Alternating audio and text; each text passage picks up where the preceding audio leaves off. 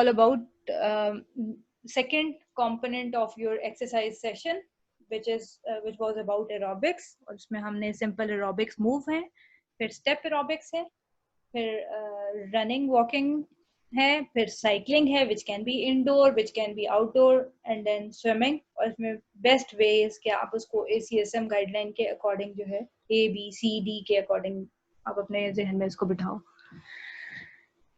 अगले कंपोनेंट पे चलते हैं, that is resistance exercise.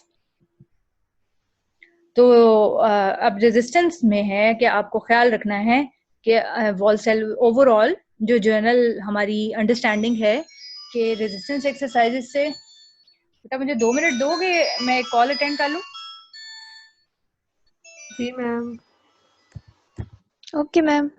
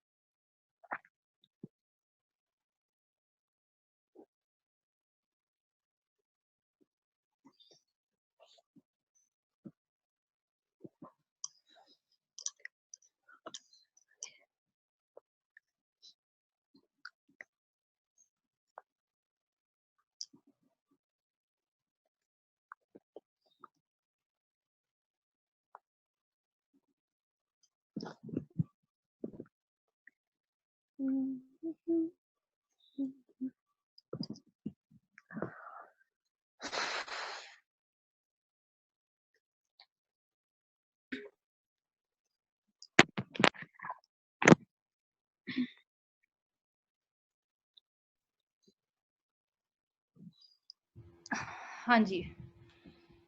So general guidelines हमें यही कहती है ना कि Valsalva manoeuvre intra abdominal pressure raise होता है तो वॉल्सेल्वा मैनवर का स्टेट आ जाता है, जिसकी वजह से ब्लड प्रेशर रेज होने का खदशा है और decrease blood flow to the foetus हो सकता है. तो ये सारी चीज़ें जो है वो हमारे जहन में होनी चाहिए कि हमने उसको रफली प्लान नहीं करना, इसको बहुत एग्जैक्ट प्लान करना है according to her fitness level. उसका पहले जो है स्ट्रेंथ कैसी है, उसको कितना प्रोग्रेस कराना है. फिर सेकंड इम्पॉर्टेंट चीज जो इसमें आ रही है, definitely heavy strength training lead to pelvic floor disorders. तो इसका भी हमने ख्याल रखना है कि स्ट्रेंथ ट्रेनिंग जो है उसकी इंटेंसिटी कितनी होनी चाहिए. जनरल गाइडलाइन हमें क्या गाइड करती हैं कि 60 मिनट सेशन में after 30 minute of aerobic exercise the organisation of 8 to 9 exercises of strengthening group जो आपके अपेंडिक्स में मेंशन है. सो उसमें से आप 8 to 9 पिक कर सकते हो in 2 sets of 12 to 16 repetition. That fits very well. So एक जर्नल रिकमेंडेशन है आपके पास, अब आप उसको पेशेंट टू पेशेंट जो है इंडिविजुअलाइज कर सकते हो. द सेम ट्रेनिंग रूल जैसे आप अगर किसी से सपोज आपने डंबल्स भी लिफ्ट कराने हैं तो पोस्चर करेक्ट होना चाहिए, ठीक बैठे होना चाहिए, आर्म की इनिशियल पोजीशन क्या होनी चाहिए. तो ट्रेनिंग आप पहले हर एक को देते हो तो वो ट्रेनिंग आपने इनको भी देनी है और वो ट्रेनिंग के रूल्स जो हैं वो सेम है. सो लाइक दिस आप अपने बॉडी वेट को यूज कर सकते हो. आप उसमें हेल्प ले सकते हो जिम बॉल्स की, और आप इसमें डंबल्स की हेल्प ले सकते हो, और इवन आप इसमें जो रेजिस्टेंस मशीन्स हैं इक्विपमेंट्स है एक्सरसाइज के, आप उनके ऊपर भी ट्रेनिंग कर सकते हो. So all is safe, but आपको उसमें इंटेंसिटी जो है वो लाइट टू मॉडरेट पे आपने ग्रेजुअल लेके जानी है, और बाकी सारी चीजों को जहन में रखते हुए कॉन्टिन्यूस असेसमेंट के साथ. So next is Pilates. आप पिलाटीज भी हर कोई तो नहीं करा सकता ना, इस पे जिसको कमांड है, जो ट्रेनर है वही करा सकता है. बहरहाल इसमें हमने थोड़ी सी एफर्ट की थी पिलाटीज को सीखने में भी और करवाने में भी. तो इंशाल्लाह जब हम ऑन कैंपस ज्वाइन करेंगे तो इसके ऊपर भी आपका एक सेशन जो है वो रखेंगे। मैं यहाँ पे आपको जस्ट एक इंट्रो दे रही हूँ कि ये बॉडी माइंड बैलेंस है बेसिकली, और जैसे आपकी योगा आपके स्टैटिक पोस्चर्स है ना, Pilates is another form of that, जो कि सिर्फ पोस्चर नहीं है, इसके अंदर मूव्स भी हैं और बेसिकली ये ब्रीदिंग के कंपोनेंट को ऐड करते हैं, और कोर मसल की स्ट्रेंथनिंग है और फ्लेक्सिबिलिटी का component, muscle control is the key word. Basically अगर आपसे पिलाटीज को पूछे कि व्हाट इज पिलाटीज, तो basically these are body mind balance exercises which teach you the muscle control।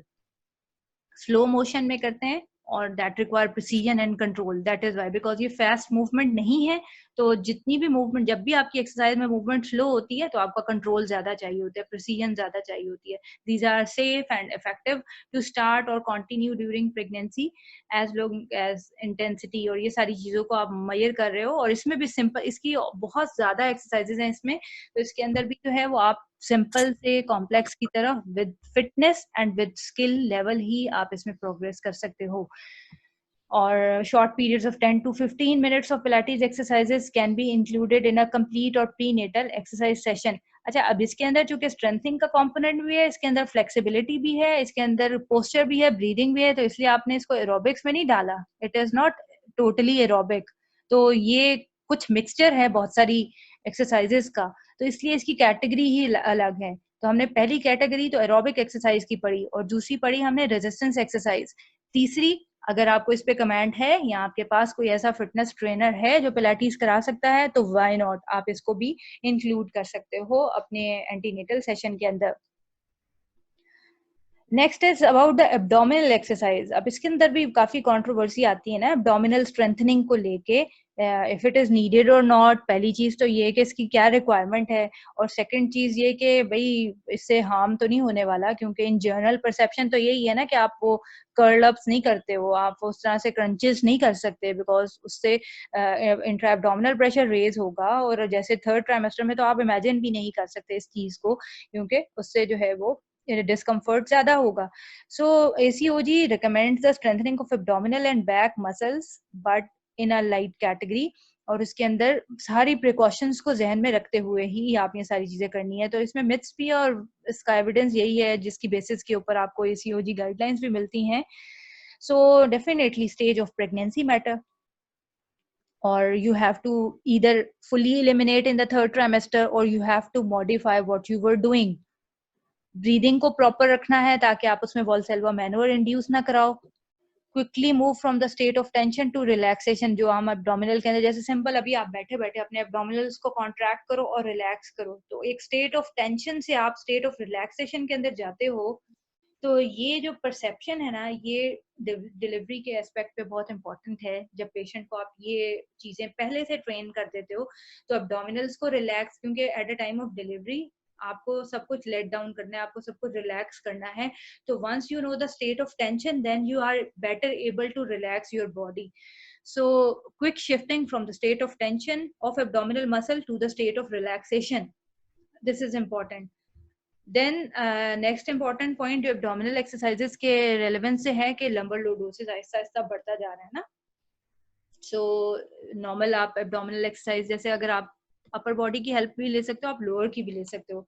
सो जैसे आपने SLR सपोज परफॉर्म करानी है, तो you ask your patient to lay down on the back, तो इसमें भी ऐसा ही करोगे, लेकिन आप जैसे सेकेंड ट्राइमेस्टर के अंदर आप सुपाइन लाइन को या लाइंग ऑन द बैक, उसके ऊपर आप उसको ज्यादा इस पोजीशन के अंदर रहने भी नहीं दे सकते। तो इसलिए आपने इन चीजों को एडजस्ट करना है।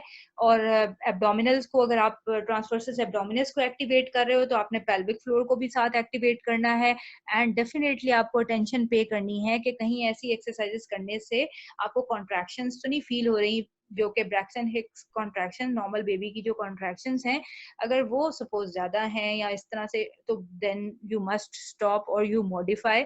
बट अदरवाइज जो आपकी बुक में अपेंडिक्स के अंदर सेफ एब्डोमिनल एक्सरसाइजेस मेंशन है और उनके प्रॉपर स्टेप्स हैं, वो इजी टू कैरी आउट हैं। फिर आपने एब्डोमिनल के एस्पेक्ट से हमेशा डायस्टेसिस रेक्टाई को पढ़ा है ना, जो लीनिया एल्बा की सेपरेशन है। which can be measured by finger width, तो वो 2 सेंटीमीटर है या 2 to 4 है या more than 4 है, तो more than 4 है तो वो बहुत problematic हो जाती है। और जैसे जैसे प्रेगनेंसी प्रोग्रेस करती है और ज्यादातर आपको थर्ड ट्राइमेस्टर के अंदर ही ये वाले पेशेंट्स मिलते हैं।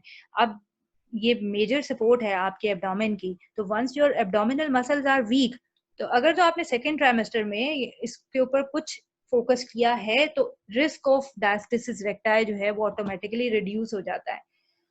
और अगर नहीं किया या फिर नेचुरली डायस्टिसिस रेक्टाई हो गया तो फिर क्या रिकमेंडेशन है, फिर कौन सी एक्सरसाइजेज हैं, वो भी हम अपेंडिक्स के अंदर गो थ्रू करते हैं कि इनको करना कैसे है, डायस्टिसिस रेक्टाई को चेक कैसे करना है और फिर उसके लिए एक्सरसाइजेज कौन कौन सी हैं। So abdominal exercises are not form of, यहाँ पे हम रेजिस्टेंस की बात नहीं कर रहे बेटा, हम उससे निकल आए हैं। हमने एरोबिक्स पढ़ी, हमने जो है वो नेक्स्ट कंपोनेंट जो है उसका पढ़ा, रेजिस्टेंस का पढ़ा हम, फिर उसके बाद पिलाटीज है, फिर एब्डोमिनल है।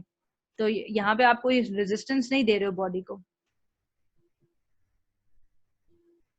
वैसे ये करने वाली चीजें हैं यहाँ पे। फिर अगेन कुछ रूल्स हैं डायस्टेसिस रेक्टाई से रेलेवेंट के, limit or completely eliminate exercise position in which the trunk is parallel to the floor. For example, जैसे आप imagine करो कि अगर आप on all fours, जैसे आप supported kneeling में होते हो ना, अपने दोनों हाथ और दोनों घुटनों को फोल्ड करके, जैसे आप उस पोजीशन में होते हो on all fours, तो आपका एब्डोमेन जो है वो like a hammock वो hang down करता है। तो आप कैसे इमेजिन कर सकते हो कि आप जैसे प्रेगनेंसी प्रोग्रेस कर रही है, आप इस पोजीशन को इमेजिन नहीं कर सकते, बिकॉज इसकी वजह से क्या होगा, डायस्टिसिस रेक्टाई का रिस्क और ज्यादा बढ़ जाएगा ना, क्योंकि एक ऑलरेडी वेट है और अगर आप इस पोजीशन के अंदर कोई एक्टिविटी करा रहे हो तो उससे बढ़ रहा है। तो वंस डायस्टिसिस रेक्टाई जो है वो आपने असेस किया कि है, तो फिर यू हैव टू लिमिट और you have to completely eliminate such type of exercise positions. Second, आप एब्डोमिनल्स को एक्टिवेट, आपके एब्डोमिनल मसल्स हैं कौन से, बताओ जरा मुझे लिस्ट, कौन कौन से मसल्स हैं? Internal and external obliques.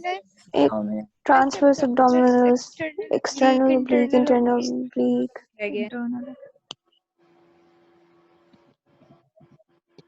जो आपके डायस्टेसिस रेक्टाई से लिंक्ड है वो कौन सा मसल है?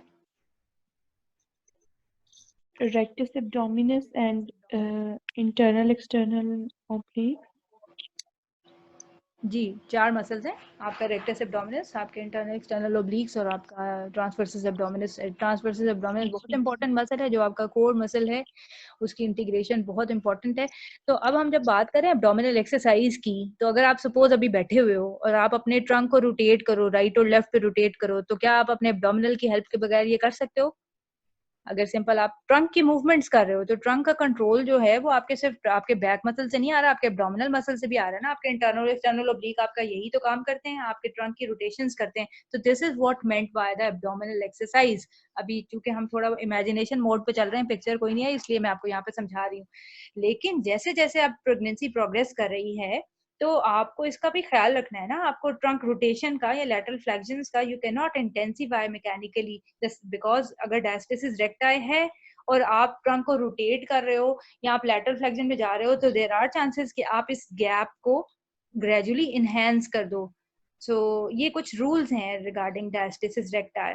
सो you have to shorten the range of motion if the bulge appears, and you have to pay particular attention to exhalation during abdominal. So जैसे हम inhalation को incorporate करते हैं ना, हम कभी भी मसल की एक्टिविटी करते हैं तो जब मसल एक्टिव होता है उस दौरान हम क्या करते हैं, एक्सहेल करते हैं, और जब मसल रेस्ट पे होता है तो हम इनहेल करते हैं, which is थोड़ा सा difficult to practice, but like जो रूल है हम उसी को फॉलो करेंगे इन diastasis recti.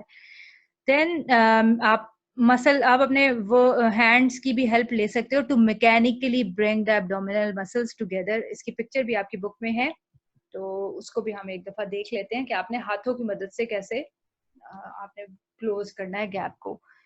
So this was all about certain rules of abdominal exercises. So ACOG basically recommend strengthening of abdominal and back muscles